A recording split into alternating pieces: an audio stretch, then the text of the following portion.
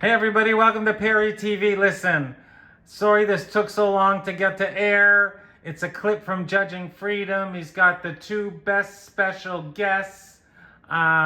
He's got my men, Scott Ritter and Daniel on. So sorry it's a couple of hours late, but I want to play it for you anyway because he's great. Favorite day of the week. It's our favorite time of the day. It's the Intelligence Community Roundtable with Larry Johnson and with our dear friend and colleague Scott Ritter filling in for the traveling. Yeah, I meant to say Larry Johnson, not Daniel. Sorry. Sorry, Judge. Involving Iran, the United States, and Israel. I would say not officially. They have ceased firing for now. Kinda. The U.S. and Israel have conducted no attacks against Iran in the last 36 hours, almost 48 hours. The problem is getting the mines out of there. They don't know where the mines are. They floated away. You can't get through. But that's going to open a toll bridge. That's what I think. Iran is going to profit with a toll bridge. Iran was smart. They're going to have a toll bridge. It's going to cost money. And Trump understands that. Money, money, money. They're not going to have this indirect negotiations with the United States. They're also...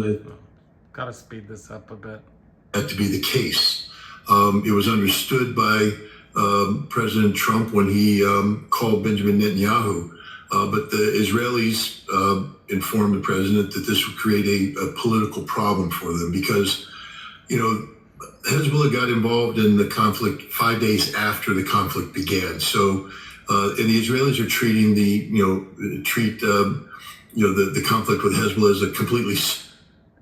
Yeah, Scott knows.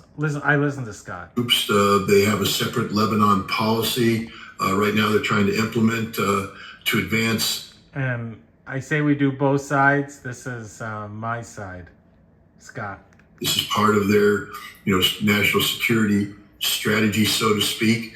And so to suddenly have Lebanon linked to the comprehensive peace agreement that the United States is seeking with Iran, that was disconcerting, politically impossible for the Israelis to accept up front. And so political games had to be played. Netanyahu rejected that. Trump then, the U.S. pretended that Trump had thrown away these 10 points, and Vance had to go out and say this was a mistake on the part of the Iranians.